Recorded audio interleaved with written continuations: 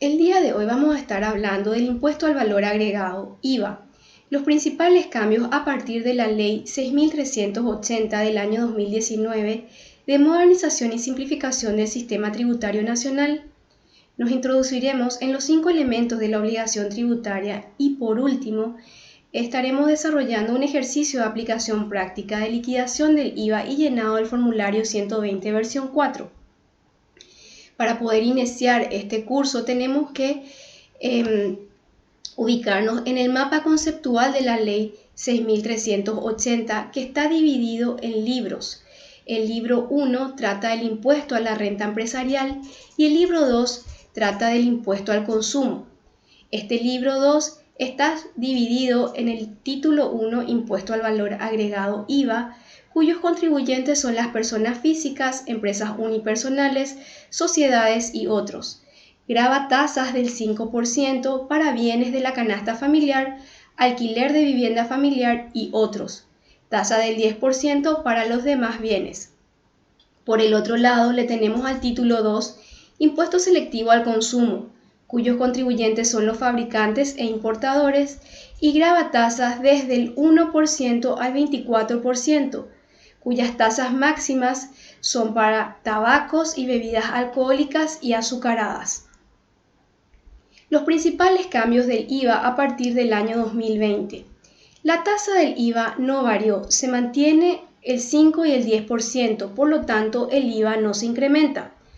Esto fue un logro a nivel de la reforma tributaria, mantener estas tasas del 10% y 5%, pudiendo el sistema tributario aumentar la tasa al 12% o unificar todas las tasas al 10%. Esto se mantuvo y con esto el Paraguay es el país cuyas tasas del impuesto al valor agregado es la más baja de la región. Países como Argentina y Brasil tienen tasas del IVA que van desde el 10 hasta el 18 y 24% inclusive. Dentro de nuestro mapa, de nuestra lámina, nos muestra que con la Ley 125 y sus modificaciones que regía hasta el año 2019, la tasa del 5% estaban destinadas para los productos agropecuarios, farmacéuticos y de la canasta familiar, y tasas del 5% para arrendamiento inmobiliario, tasas del 10% para los demás productos. A partir de la Ley 6.380, que rige a partir del 1 de enero de este año 2020, la tasa del 5% se mantuvo para los productos agropecuarios, farmacéuticos y de la canasta familiar, la tasa del 5% para arrendamiento inmobiliario destinado para vivienda y tasas del 10% para los demás productos. Se exonera el IVA a transporte público de pasajeros y también hubo un cambio significativo en la devolución del IVA a productos agrícolas. Los principales cambios del IVA a partir del año 2020. No más regímenes simplificados. Hasta el 2019 teníamos distintas formas de liquidar el IVA. Así teníamos IVA trimestrales, IVA semestrales y otros regímenes simplificados en el caso del impuesto a la renta al pequeño contribuyente. Hoy todo se liquida con el IVA general 211. El contribuyente que por alguna razón haya migrado a través del sistema de la SET, haya migrado con un código de obligación diferente al que correspondía, tiene tiempo hasta el 31 de octubre de cambiar. Esto para el caso de las empresas unipersonales o para las personas que son unipersonales que facturen un importe de hasta 2.000 millones. Pueden cambiarse del código IRE simple, pero tienen tiempo hasta el 31 de octubre del 2020. Para las personas físicas también hubo un cambio, porque hasta el 2019 son contribuyentes de IVA cuando sus ingresos del año anterior en promedio sean superiores a 12 salarios mínimos. Vale decir que una persona que tiene un ingreso inferior o igual a salarios mínimos no tenía la necesidad de ser contribuyente. Podía documentar, la empresa que la contrataba podía documentar sus sus egresos a través de una autofactura y esta persona no tenía la obligación de inscribirse como contribuyente del IVA. A partir del año 2020 nos dice la reglamentación que serán contribuyentes del IVA independientemente al monto de sus ingresos. Todas las personas que reciban un ingreso, una retribución por servicios personales, cualquiera sea el monto, tiene la obligación de estar inscrito y emitir una factura. Con esto hay que tener especial cuidado para el tema de las empresas, porque muchas veces se confunde trabajador dependiente y trabajador independiente. ¿Por qué decimos esto? Porque el trabajador dependiente es aquel que tiene un contrato laboral y está inscrito dentro del Instituto de Previsión Social. Vale decir que está dentro de la planilla del IPS de la empresa y tiene beneficios laborales como ser aguinaldos, vacaciones, entre otros, y se rige por el Código Laboral. Sin embargo, el trabajador independiente emite una factura, no tiene beneficios laborales, tampoco aguinaldo y tampoco vacaciones, y se rige por el Código Civil. Profesional independiente. No se puede ser profesional dependiente o independiente para un mismo empleador. Quiere decir que si yo estoy inscrito en el Instituto de Previsión Social y estoy dentro de la planilla del IPS de la empresa, todos aquellos beneficios que cobre de forma adicional tienen que estar declarados dentro de la planilla de IPS y se tiene que pagar el aporte obrero patronal que corresponde. No puedo yo estar inscrito en el IPS con un salario mínimo, por decirlo así, y adicionalmente emitir una factura para el mismo empleador por los beneficios que yo perciba. Eso está mal, siempre estuvo mal. Pero ¿qué pasa? A partir de esta reforma existen controles cruzados y sanciones conjuntas impuestas por impuestos fiscales internos, la SED, Seguridad Social, IPS, y normas laborales, Ministerio del Trabajo. Habrá un control cruzado. ¿Y qué nos dice en el libro 3, Disposiciones Generales, en el artículo 131? A los efectos de la presente ley, se considerará servicio personal desarrollado en relación de dependencia aquel en el que el contratante tiene la obligación legal de aportar a un régimen de jubilación y pensiones o al sistema de seguridad social creado o admitido por ley o decreto ley. Si dentro de un proceso de control la administración tributaria detectare el incumplimiento de esta obligación legal por parte del contratante, impugnará el egreso declarado por el contribuyente a los efectos de la liquidación de los impuestos que guarda relación y comunicará el hecho a las autoridades competentes en materia laboral y seguridad social. Por lo tanto, a partir de esta reforma, los controles cruzados se van a empezar a implementar. Y lo que nos dice este artículo es que la administración tributaria va a impugnar el importe declarado. Vale decir que si yo tengo una factura declarada como un gasto o un egreso dentro de mi balance de un contribuyente que está dentro de mi planilla de IPS, va a impugnar. No va a considerar esto como un gasto real y va a volver a reliquidar el impuesto que guarda relación.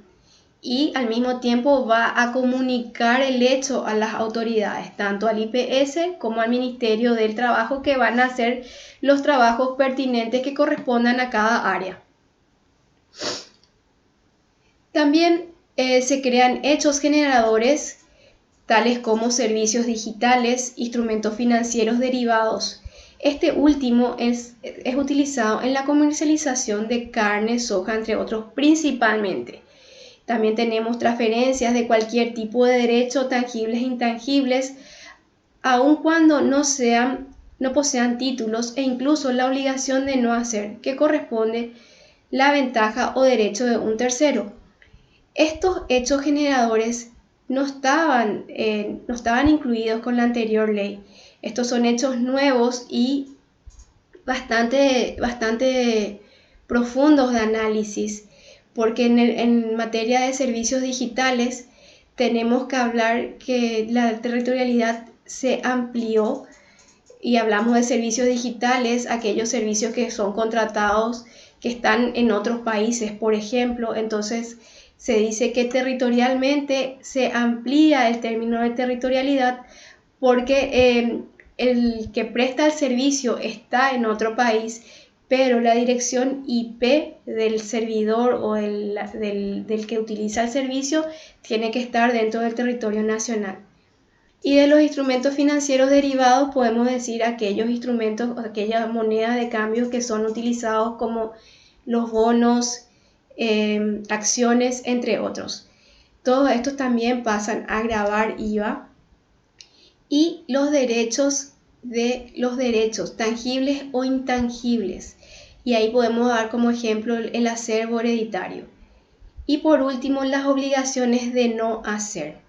Estas obligaciones de no hacer, les transcribí un glosario para poder interpretar, son aquellas en las cuales el objetivo de prestación es una abstención por parte del deudor. Son ejemplos de estas obligaciones la del jugador de fútbol de no jugar para otro equipo, la del inquilino de no subalquilar el inmueble arrendado, la del depositante de no usar la mercadería que conforman el depósito, entre otros.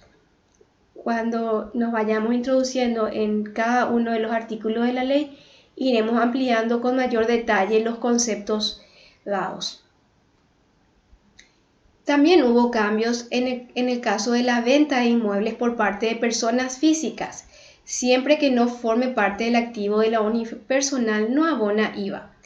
Hasta el 2019 nosotros teníamos que cualquier tipo de venta de inmuebles, ya sea de personas físicas o personas jurídicas o empresa unipersonal, tenía que facturar la venta con una factura que estaba 70% exento de IVA y 30% grabado, o sea, a una tasa reducida.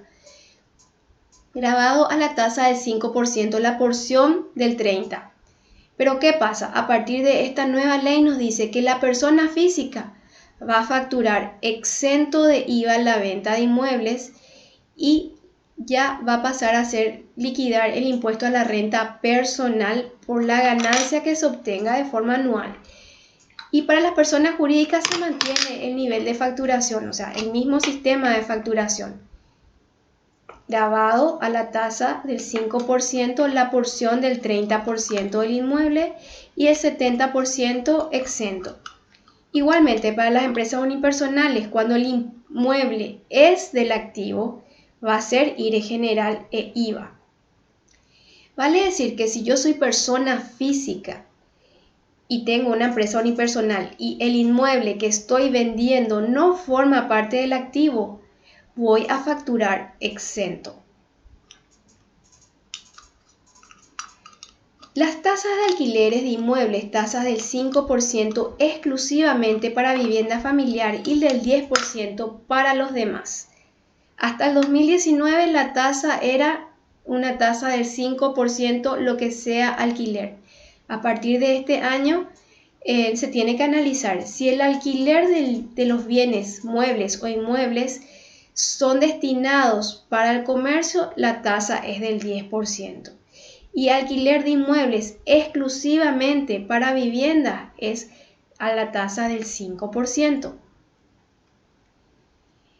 En el caso de compra de vehículos es posible deducir el 30% del IVA sin estar limitado a la cantidad de adquisiciones. Crédito fiscal por adquisición de autovehículos personas físicas.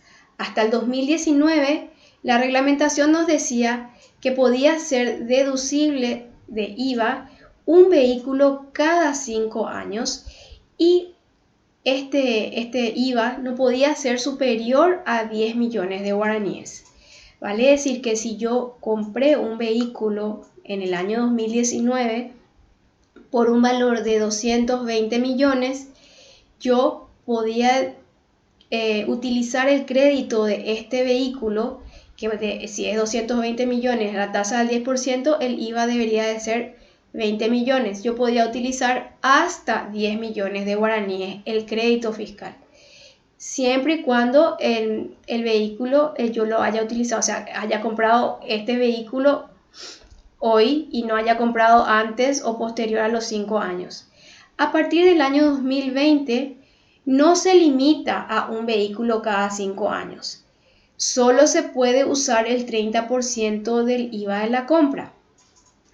O sea que si yo tengo un vehículo que compré por 110 millones y el valor de mi IVA es 10 millones, yo puedo utilizar hasta el 30%. El 30% va a ser 30 millones. Mi IVA va a ser, el IVA crédito que podré utilizar en la compra del vehículo va a ser solamente 3 millones de guaraníes. Venta de bienes muebles por parte de personas físicas contribuyentes de IVA, en donde la oportunidad de vender los bienes afectados a tales servicios se consideran gravados con tasa del 30%. Nuevo tratamiento del débito para venta de bienes afectados a la actividad gravada. Hasta el 2019, si no se usó el IVA crédito fiscal de la compra, la venta es exenta. Si se usó el IVA crédito fiscal de la compra, la venta estaba gravada al 100%. A partir del año 2020, si no se usó el IVA crédito fiscal de la compra, la venta es exenta. Si se usó el IVA crédito fiscal de la compra, venta gravada del valor imponible 30% del valor de venta. Siempre y cuando los bienes que se están vendiendo son aquellos que son utilizados para los servicios personales. Venta de bienes por parte de prestadores de servicios personales. Siempre que estos bienes estén afectados a la actividad gravada. Por ejemplo, un escritorio, su computadora personal, muebles de oficina. Yo vendo un escritorio que utilizo para mi negocio y lo estoy vendiendo, voy a tener que venderlo a una tasa reducida del valor imponible del 30%. Un ejemplo práctico, vamos a decir que yo estoy vendiendo mi mueble por 100.000 guaraníes y está gravado con un IVA del 10%. Entonces yo tengo que poner el 70% como exento y el 30% del valor imponible tengo que poner gravado a la tasa del 10% y se grava el IVA sobre este 30%. ¿Qué pasa? Si yo vendo un bien que no está afectado a la actividad gravada, por ejemplo, yo vendo mi cama o vendo mi silla de jardín que están en mi casa, tengo que facturar exento porque no le afecta a mi actividad. Esto es solamente para todos aquellos bienes que se venden y que están afectados a la actividad gravada del contribuyente. Devengamiento del IVA en caso de regulaciones de honorarios. Se soluciona con el artículo 83, numeral 2. Anteriormente la reglamentación lo que nos decía que se regía por el principio de lo devengado. Hoy nos dice que se rige por el principio de lo percibido. Nacimiento de la obligación en honorarios cobrados judicialmente. Hasta el 2019 se perfecciona al momento de la finalización del servicio. A partir del año 2020 se perfecciona efectivamente cuando se perciba el ingreso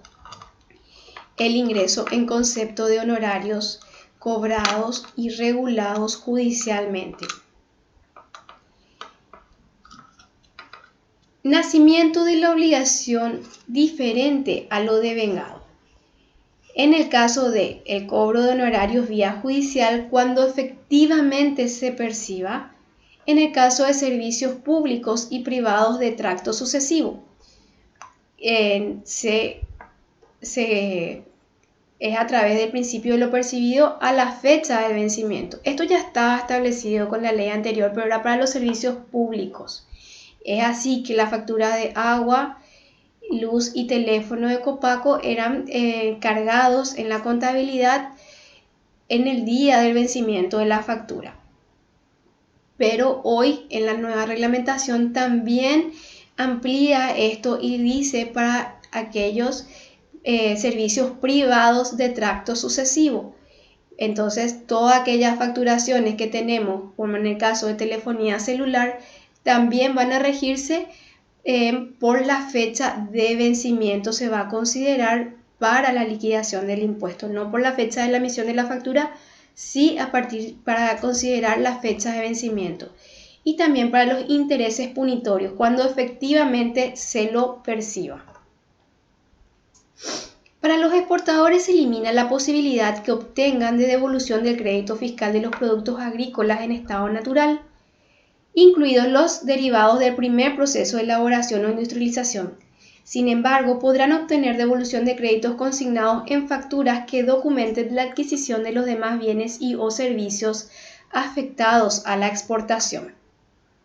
Tratamiento de la devolución del IVA al exportador. Devolución del 100% IVA crédito fiscal de exportador. Los que exportan productos industrializados ya no van a poder solicitar la devolución del IVA al exportador. Y los que exportan productos agropecuarios en estado natural podrán pedir devolución sobre los créditos de los demás bienes y servicios que no sean compra de materias primas o los productos en estado natural a ser exportados. No genera devolución de IVA crédito fiscal exportador productos agrícolas en estado natural, incluidos los derivados del primer proceso de elaboración o industrialización, tales como la elaboración de harinas, de aceites, productos o desgomados, expellers, pellets y similares. No más exoneración de venta de productos de artesanía.